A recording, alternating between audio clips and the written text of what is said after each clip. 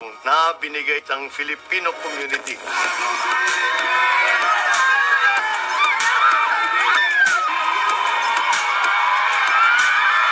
Sila naman ay sanay yata sa lamig kaya parang wala silang nararamdaman na. Hindi lang taga Belgium ang nakarating, kundi pati galing sa France, sa Germany, sa Italy, sa Finland. Nakakataba ng puso na malaman na pupuntahan nyo ko dito kahit na malayo ang pinanggalingan nyo para tayo ay magsama rito kahit sandali.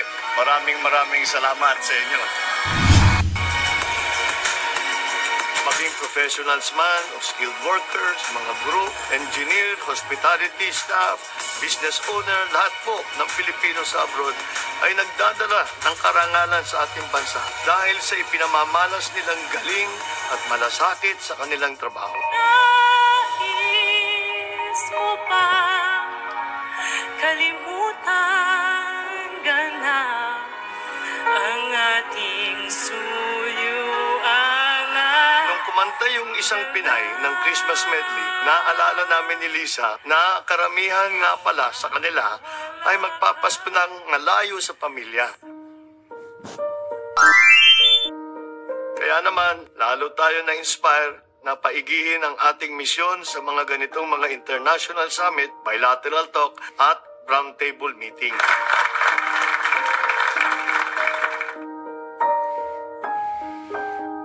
Dahil ang pinakamagandang regalo na maibibigay natin sa ating mga overseas Filipino workers ay ang lalo pang pagandahin ang kalagayan ng ating bansa upang magkaroon ng mas maraming oportunidad para sa bawat manggagawang Pilipino at pagandahin ang kalagayan mismo ng ating OFW.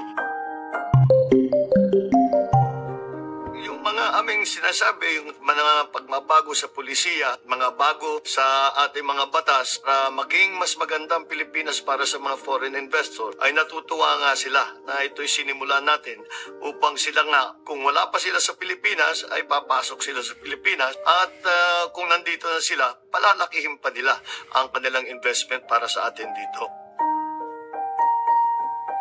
Ngunit in general, ang mga tao, pag kinausap mo kung ano yung palagay nila sa Pilipinas, ay magandang mag-invest dito sa Pilipinas. Basta tayo lahat dito ay gawin natin ang lahat upang pagandahin ang sitwasyon para sa mga investor.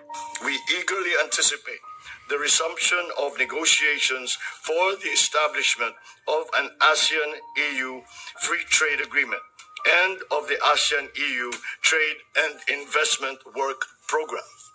We look forward to nurturing and bringing forth ASEAN-EU relations to greater heights in our role as country coordinator for ASEAN-EU relations in the next 2 years. Hi guys, magandang araw sa inyong lahat. Ito na naman pong muli ang inyong lingkod, si DIY KKB Informative. At ipi-feature po natin ngayon si Pangulong Bongbong Marcos Jr. patungkol dito sa kanyang mga travel sa iba't ibang dako ng ating mundo. Kagaya dito sa Belgium.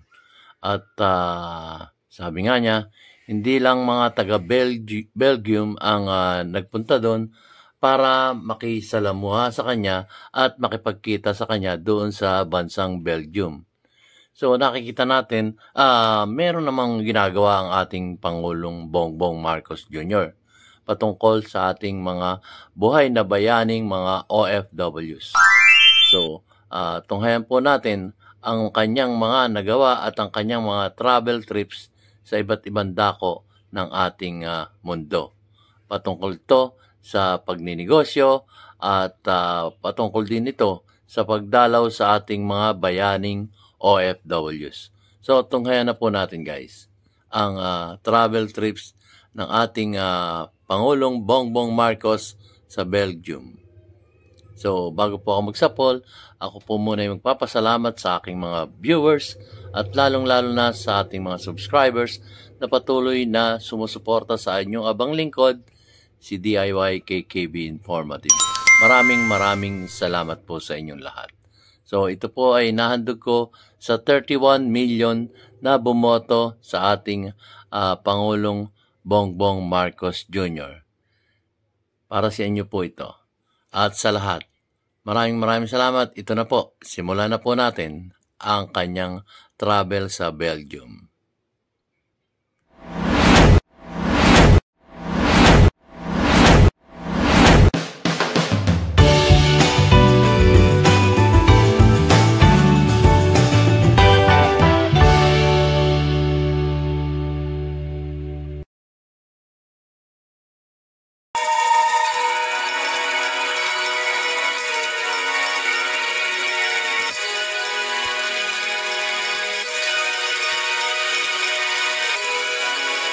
Kakabalik lang po natin mula sa isang matagumpay na pakikilahok sa ASEAN-EU Commemorative Summit sa Brussels, Belgium. Kung napapansin nyo ay medyo namamalat ang aking boses. Siguro ay naninibago ako doon sa lamig na umabot ng -3 hanggang -5 degrees. Kaya't nagkaganto yung aking boses. Napakaginaw talaga. Pero ang bumungad naman sa atin ay ang napakainit na salubong na binigay ng Filipino community.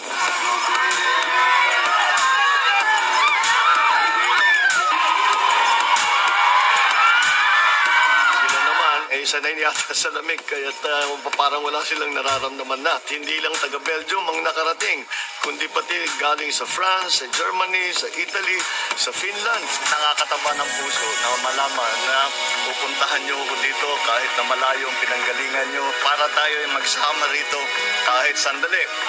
Maraming salamat sa inyo.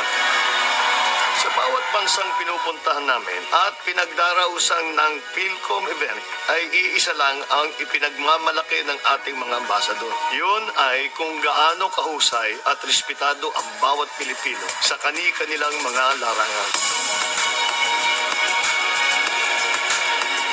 Maging professionals man o skilled workers, mga guro, engineer, hospitality staff, business owner, lahat po ng Pilipino sa abroad ay nagdadala ng karangalan sa ating bansa dahil sa ipinamamalas nilang galing at malasakit sa kanilang trabaho. Nais mo ba kalimutan ganap ang ating suyuan? Nung kumanta yung isang Pinay ng Christmas medley, naalala namin ni Lisa na karamihan nga pala sa kanila ay magpapasko ng malayo sa pamilya. Kaya naman, lalo tayo na-inspire na paigihin ang ating misyon sa mga ganitong mga international summit, bilateral talk at roundtable meeting.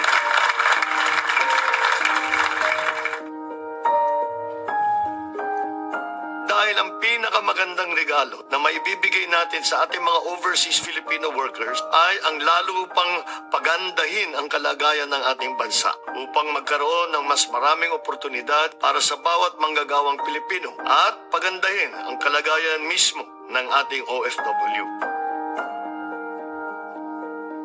Mula sa ating pakikipagpulong sa iba't ibang mga pribadong kumpanya ay nakakalap tayo ng higit na 9.8 billion pesos na pledges ng investment. Ito yung mga nais magnegosyo sa Pilipinas at palaguin ang kanilang operasyon sa bansa.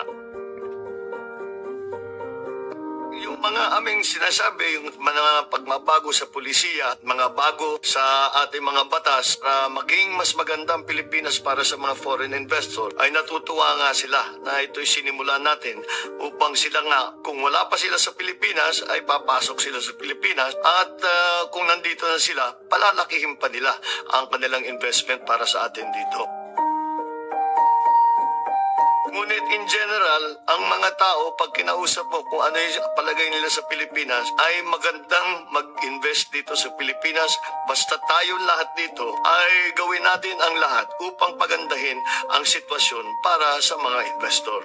We eagerly anticipate the resumption of negotiations for the establishment of an ASEAN-EU Free Trade Agreement and of the ASEAN-EU Trade and Investment Work Program.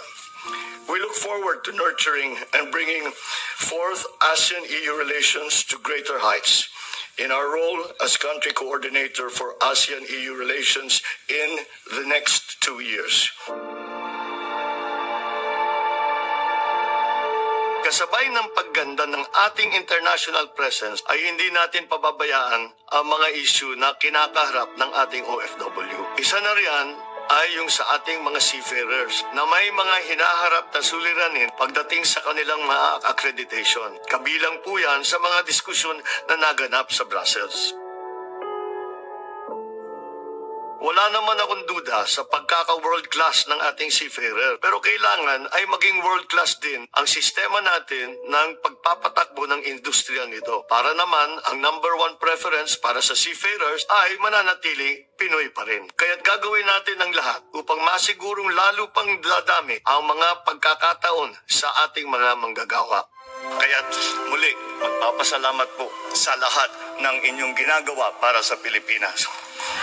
Ngayong nalalapit ng Kapaskuhan, gawin natin ang lahat upang iparamdam sa ating mga OFW ang init ng Paskong Pilipino. Nasa ang dako ng mundo man sila. Kumustahin natin? Tawagan at iparating ang pasasalamat sa kanilang di matatawarang kontribusyon sa pagtataguyod ng pamilyang Pilipino, sa pagbabangon ng ating ekonomiya at sa pagwawagayway ng ating bandila bilang isang lahing magaling, respetado ng buong mundo. Kayo po ay malaking bahagi ng ating tuloy-tuloy na pagbabangon. Isa pong maligayang Pasko at manigong bagong taon.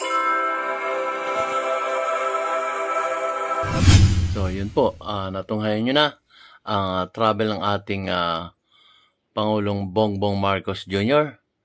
At hindi magkamayaw ang mga Pilipino doon sa lugar na yon. At siya rin ay nagpasalamat at siya ay sinalubong ng ating mga kapwa Pilipino doon sa bansang Belgium. So, masaya naman sa ating napanood ay tunay naman siyang naglilingkod sa ating mga OFWs. So, maraming salamat po sa inyong panonood ng aking mamunting YouTube channel, DIY KKB Informative. At ako'y nagpapasalamat muli sa aking mga viewers at lalo-lalo sa aking mga subscriber. Maraming salamat po. See you on my next vlog. Shukran.